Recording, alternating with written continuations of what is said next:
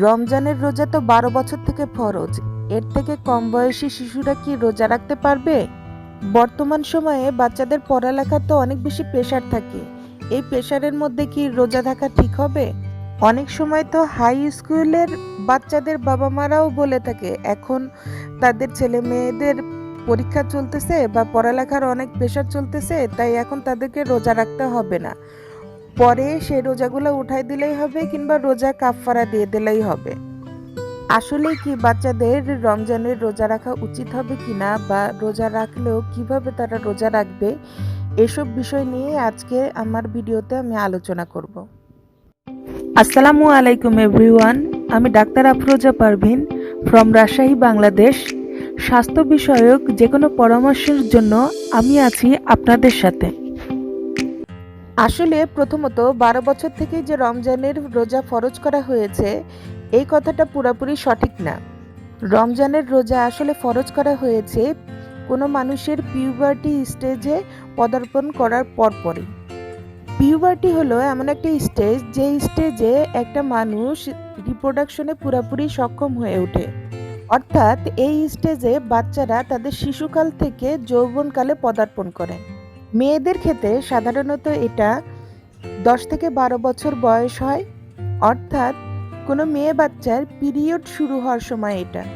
আবার ছেলেদের ক্ষেত্রে এটা একটু লেটে হয়, মানে ১২ থেকে ১৪ বছর বয়স। আর তাই ঠিক ১২ বছর থেকেই যে রমজানের রোজা ফরজ করা হয়েছে এটা না, বরঞ্চ তারা যখন রিপ্রোডাকশনে সক্ষম হবে তখন থেকেই তাদের রোজা ফরজ। তবে এই বড় বয়সে রোজা ফরজ করা হয়েছে বলেই যে ছোট বাচ্চারা রোজা রাখতে পারবে না, এটা কিন্তু আমাদের সম্পূর্ণ ভুল ধারণা। অনেক সময় দেখা যায় অনেক বড় বড় মানুষেরাও তারা রমজানের রোজা করতে পারেন না। তাদের ক্ষেত্রে বেশিরভাগই দেখা যাবে যে তারা ছোটবেলা থেকে রোজা করার অভ্যাস গড়ে তুলেননি।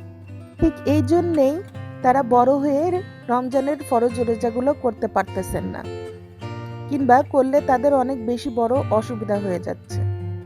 আসলে প্রত্যেকটা মা বাবারই উচিত তাদের বাচ্চা কাচ্চাদের ৬-৭ বছর বয়স থেকেই রমজানের ১-২টা করে রোজা করার অভ্যাস গড়ে তোলানো। এতে করে তাদের যখন রোজা ফরজ হয়ে যাবে তখন করতে খুব বেশি অসুবিধা হবে না, কারণ রোজা করার অভ্যাসটা তাদের ক্ষেত্রে আগে থেকেই শুয়ে যাচ্ছে।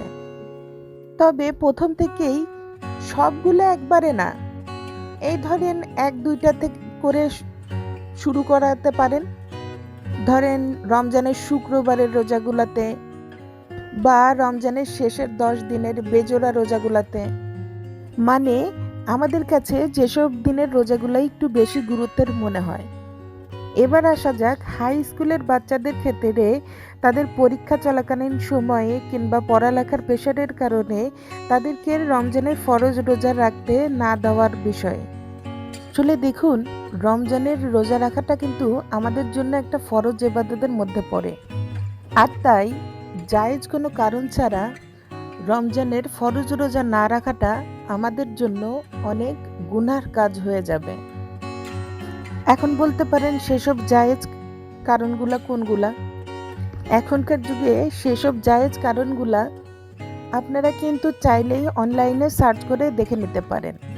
অবশ্যই পড়ালেখার কিংবা পরীক্ষার প্রেশার সেসব জায়েজ কারণগুলোর মধ্যে পড়ে না।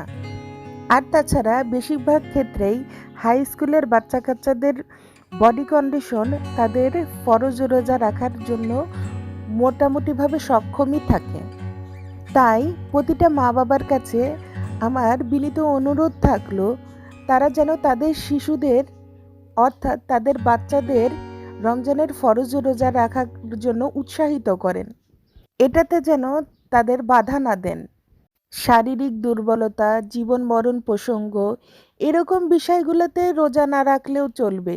সেক্ষেত্রে ইসলাম কাফারার ব্যবস্থা করেছেন, কিন্তু যখন সুস্থ সবল রয়েছে তখন কেন রোজা রাখবে না তারা? বরঞ্চ দেখা যাবে তাদের এই পরীক্ষার কঠিন মুহূর্তগুলোতে রমজানের ফরজ রোজা রাখার কারণে মহান আল্লাহ তাআলা তাদের এই সব দুনিয়াবী পরীক্ষাতেও সহযোগিতা করতেছেন। মহান সৃষ্টিকর্তা আল্লাহ তাআলার উপর ভরসা রাখুন।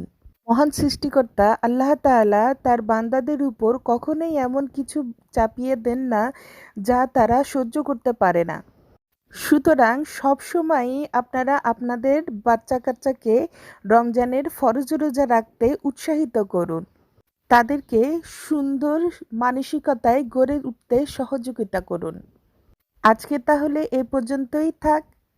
আল্লাহ হাফেজ। আসসালামু আলাইকুম।